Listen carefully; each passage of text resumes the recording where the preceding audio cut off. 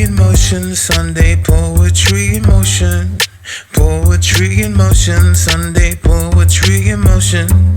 Poetry in motion, Sunday poetry in motion. Poetry in motion, Sunday poetry in motion.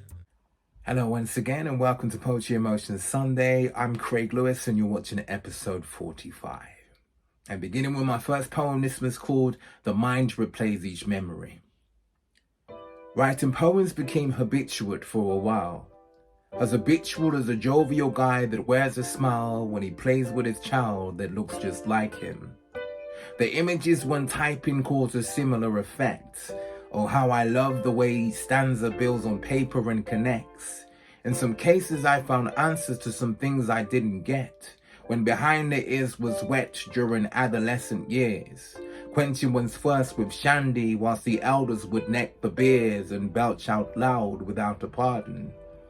I remember when my dad cleaned out the pond we had in the garden, then out jumped a slippery fish, long as the length between my index fingertip and the wrist.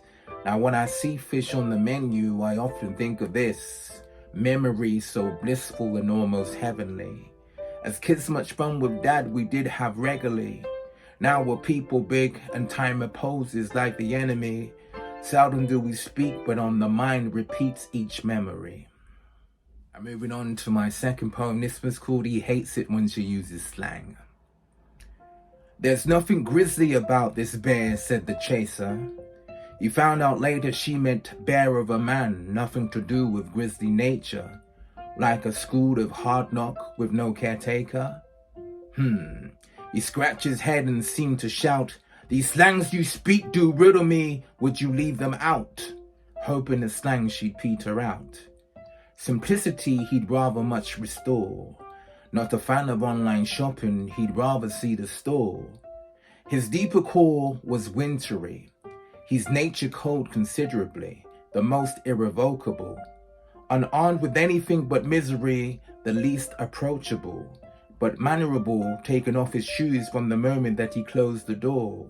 When he walked into her house, he told her, "Drop the slang and one day you may be a spouse of a decent man indeed, for good vocabulary amounts to one who loves to read, and a man that loves to read, his mind is truly freed." Moving on to my third and final poem of the day, this one is called One of a Kind. Meals on wheels may service daily, but what about the hands that God gave thee to cook at home? One mustn't grumble and one mustn't groan, yet more money is spent unless one lives alone, as we ripen in years like fruits from a tree, and the weight's not so easy to shift. It becomes clear that the youth is set free, hence the young things we did don't exist.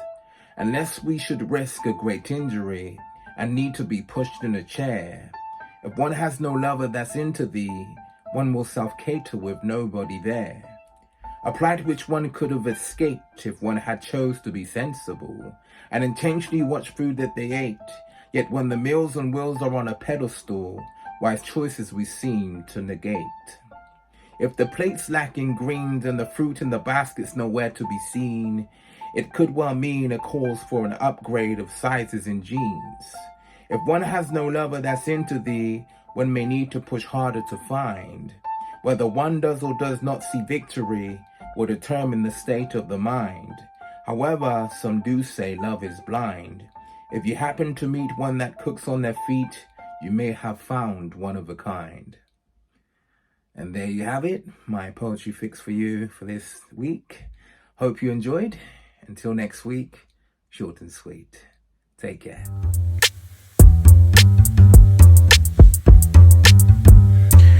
Poetry in motion, Sunday poetry in motion.